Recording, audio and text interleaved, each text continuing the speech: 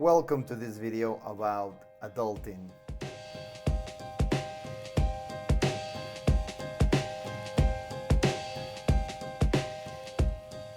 Adulting is not a real word in English, but we use it to refer to being or becoming an adult. And in this video, I'm going to give you some tips and recommendations about being an adult.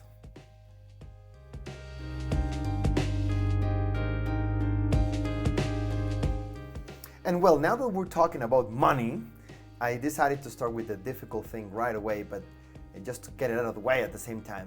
But now let's connect with money, because I can say that was probably the biggest concern. It was not all, but it was one of the biggest concerns, money. So about money, some of the questions that I got: how much money is enough? How do I manage my money? Should I get a credit card? Should I acquire debt? Don't worry, we'll talk about that too in this video. Let's go one by one.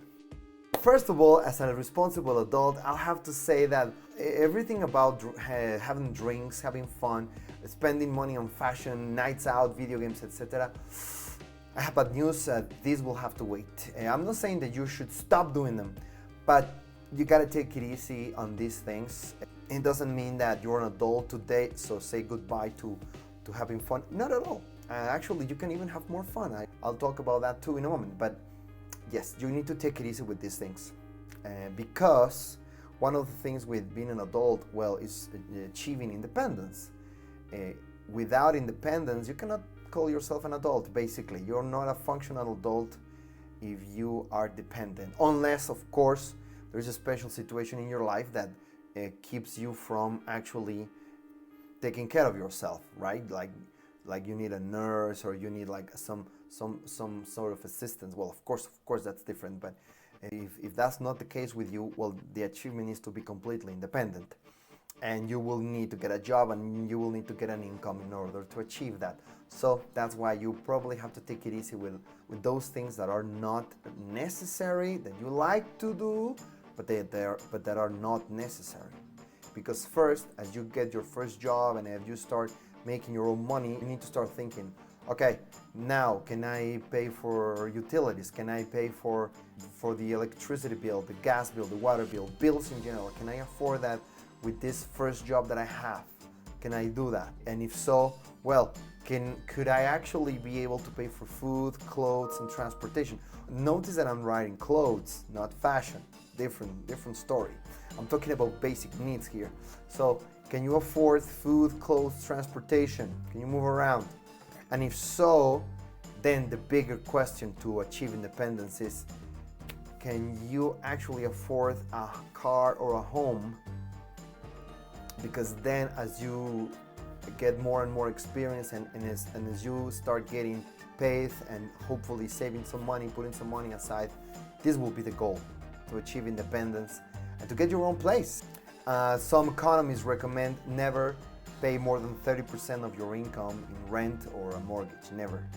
Because then you will be using most of your income to have a place to live that is beyond what you can actually afford. And that's gonna keep you from starting other projects. So you should find a place that you can actually afford. 30% is the recommended percentage, maybe 33, and then start looking for places to rent that are not above that. Of course, many times you need to find roommates, for example. If you're lucky enough to have a good income that allows you to get the place of your own, please go ahead. It's one of the best things you can do. Now, a car. If you want to get a car, make sure that the payments are really not more than 20%. I mean, some people actually think 30 is also okay, even 40, 50, because it's a car. If you allow me to say this, you have to remember cars are not an investment. So you should take it easy there. One of the first things we want to buy when we get our independence is a car. But cars are a terrible decision financially speaking. You need to take it easy there. It's better to get a nice place to live. It's better to spend a little bit more on a nice place to live that is not too far away from your job, for example, than to get a nice car. It's not just the payment of the car, it's the maintenance of the car and obviously the gasoline. Take it easy with your first car. Another thing about it, should I get a debit card or a credit card?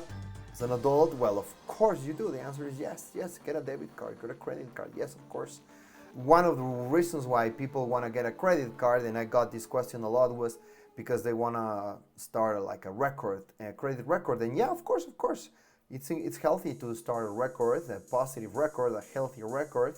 So yeah, you can get a credit card, you can get a debit card, so that you can have like a safe place to keep your money, and in case you have an emergency, okay, maybe you can use a credit card, but be super responsible with it.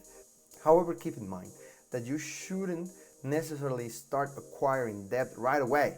Banks are gonna tell you to, to start borrowing, but they do that because they want you to borrow. That's their business, that you pay interests. So take it easy. You don't need to get a loan, or you don't need to use a credit card right away. You don't. They want to lend you money, I promise.